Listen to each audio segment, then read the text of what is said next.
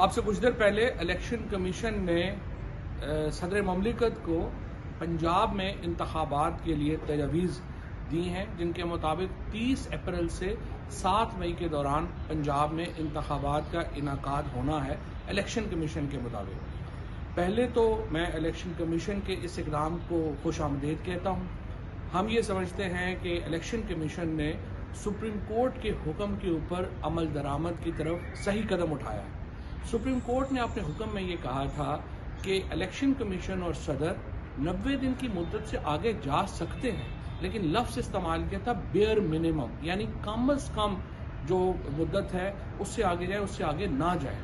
चूँकि आखिरी अशरा है रमज़ान का, उसके बाद ईद है, हम ये समझते हैं कि इलेक्शन कमीशन ने दुरुस्त तौर के ऊपर ये कदम उठाया है।